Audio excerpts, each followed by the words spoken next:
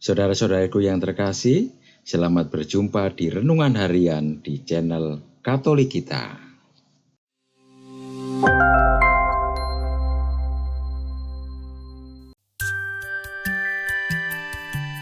Hari ini, Rabu, 20 November 2024, Pekan Biasa ke-33. Bacaan pertama. Bacaan diambil dari kitab Wahyu, bab 4, ayat 1 sampai dengan 11. Aku, Yohanes, melihat, sungguh, sebuah pintu terbuka di surga, dan suara yang dahulu pernah kudengar berkata kepadaku seperti bunyi sangkakala. Katanya, naiklah kemari, dan aku akan menunjukkan kepadamu apa yang harus terjadi sesudah ini. Segera aku dikuasai oleh Roh, dan lihatlah, sebuah tahta berdiri di surga, dan di atas tahta itu duduklah seseorang, dan dia yang duduk di atas tahta itu tampaknya bagaikan permata yaspis dan permata sardis, dan suatu pelangi melingkungi tahta itu, gilang gemilang bagaikan zamrud rupanya. Di sekeliling tahta itu ada 24 tahta, dan di atasnya duduk 24 tua-tua yang memakai pakaian putih dan mahkota emas di kepala mereka. Dari tahta itu keluar kilat, dan bunyi guruh menderu, dan 7 obor menyala-nyala di hadapan tahta itu. Itulah ketujuh roh Allah. Dan di hadapan tahta itu ada lautan bagaikan kristal, ada lautan kaca bagaikan kristal. Di tengah-tengah tahta itu dan di sekelilingnya ada 4 makhluk penuh dengan mata di sebelah muka dan di sebelah belakang. Adapun makhluk yang pertama seperti singa, makhluk yang kedua seperti anak lembu, makhluk yang ketiga mempunyai muka seperti muka manusia, sedang makhluk yang keempat seperti burung nasar yang sedang terbang. Keempat makhluk itu masing-masing bersayap 6. Di sekelilingnya dan di sebelah dalamnya penuh dengan mata, dan tanpa henti-hentinya mereka berseru siang dan malam, Kudus, kudus, kuduslah Tuhan Allah yang Maha Kuasa, yang selalu ada, dulu, kini, dan kelak. Dan setiap kali makhluk-makhluk itu mempersembahkan pujian dan hormat dan syukur kepada Dia yang duduk di atas tahta itu, dan mereka menyembah Dia yang hidup sampai selama-lamanya. Dan mereka melemparkan mahkotanya di hadapan tahta itu sambil berkata, Ya Tuhan dan Allah kami, Engkau layak menerima puji-pujian, hormat dan kuasa, sebab Engkau telah menciptakan segala sesuatu, dan karena kehendak-Mu semuanya itu ada dan diciptakan. Demikianlah sabda Tuhan. Syukur kepada Allah. Bacaan Injil. Bacaan diambil dari Injil suci menurut Lukas, bab 19, ayat 11 sampai dengan 28. Pada waktu Yesus sudah dekat Yerusalem, orang menyangka bahwa kerajaan Allah akan segera tampak. Maka Yesus berkata, ada seorang bangsawan berangkat ke negeri yang jauh untuk dinobatkan menjadi raja. Sesudah itu baru ia akan kembali. Maka ia memanggil 10 hambanya dan memberi mereka 10 mina. Katanya, pakailah ini untuk berdagang sampai aku kembali. Akan tetapi orang-orang sebangsanya membenci dia, lalu mengirimkan utusan menyusul dia untuk mengatakan, kami tidak mau orang ini menjadi raja atas kami. Dan terjadilah, ketika ia kembali, setelah dinobatkan menjadi raja, ia menyuruh memanggil hamba-hambanya yang telah diberinya uang itu, untuk mengetahui berapa hasil dagang mereka masing-masing.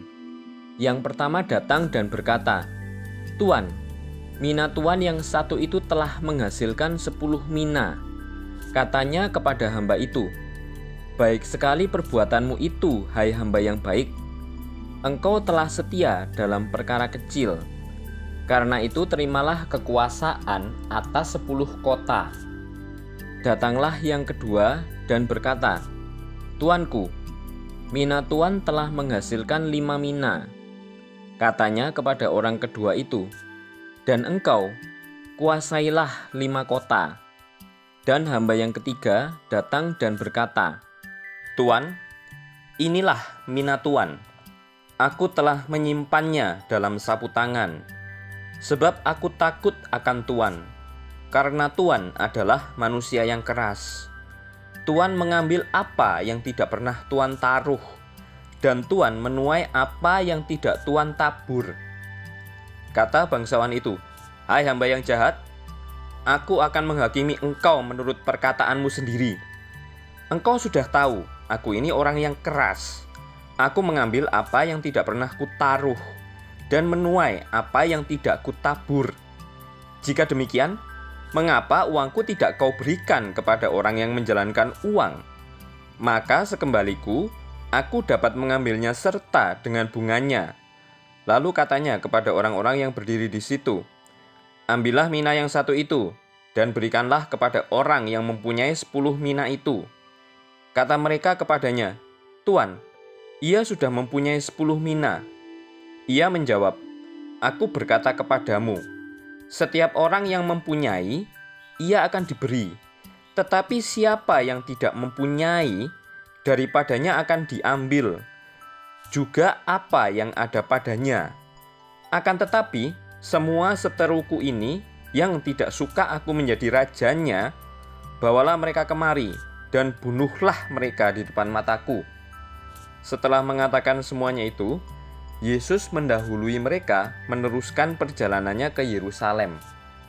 Demikianlah sabda Tuhan. Terpujilah Kristus. Dalam bacaan pertama, siang malam, suara sorak-sorai tak henti-hentinya. Mereka memuji Allah yang Maha Kuasa, yang telah menciptakan segala sesuatu. Dalam bacaan Injil, seorang bangsawan pergi ke negeri yang jauh untuk dinobatkan menjadi raja. Ia mempercayakan uangnya kepada hamba-hambanya untuk dibungakan. Ketika pulang, ia mengadakan perhitungan dengan mereka. Untuk menjaga kepercayaan, kita perlu merawatnya dengan melakukan apa yang harus dilakukan dengan baik, benar, dan jujur. Tidak boleh menganggap remeh sesuatu. Hasilnya bisa banyak dan bisa juga sedikit. Tapi yang penting ialah usaha keras. Yesus berharap kita punya jiwa dagang, berusaha keras untuk berhasil, dan tidak duduk berpangku tangan menantikan Dia. Dia akan datang dan membuat perhitungan dengan kita. Maka, kita harus selalu taat pada perintah-Nya. Apakah kita selalu siap? Apa itu absolusi dan penitensi? Absolusi merupakan salah satu komponen utama dalam sakramen tobat. Dalam etimologi, istilah absolusi berasal dari bahasa Latin absolvo, yang berarti mengampuni. Ini menunjukkan bahwa saat absolusi diberikan, dosa-dosa seseorang diampuni sepenuhnya. Absolusi dilakukan oleh seorang imam yang bertindak atas nama Kristus dan gereja untuk memberikan pengampunan atas dosa-dosa tersebut. Kekuasaan untuk memberikan absolusi bersumber dari kuasa suci yang diterima oleh imam melalui sakramen tahbisan. Namun untuk menjalankan sakramen tobat, imam juga membutuhkan kewenangan atau yurisdiksi yang diberikan oleh uskup. Penitensi dapat dimaknai sebagai bentuk kompensasi atas kerusakan rohani yang timbul akibat dosa-dosa yang dilakukan oleh si pentobat. Tujuan dari penitensi adalah memulihkan kerusakan rohani dan untuk melemahkan akar dosa yang ada dalam dirinya. Denda dosa merupakan tindakan yang hanya bisa dilakukan melalui kerjasama dengan Allah. Penitensi yang diberikan oleh imam disesuaikan dengan keadaan pribadi dan kepentingan rohani si pentobat. Ini bisa berupa doa, derma, karya, karya amal, pelayanan terhadap sesama, pantang secara sukarela, berkorban, dan menerima dengan sabar penderitaan yang harus ditanggung. Marilah kita berdoa. Allah Bapa yang Maha Kuasa dan Kekal, Engkau telah menciptakan segala sesuatu demi kebahagiaan manusia dan demi kemuliaan-Mu. Bimbinglah kami untuk memelihara dan mengembangkan segala sesuatu yang Kau percayakan kepada kami dengan pengantaran Tuhan kami, Yesus Kristus, yang hidup dan berkuasa kini dan sepanjang masa. Amin.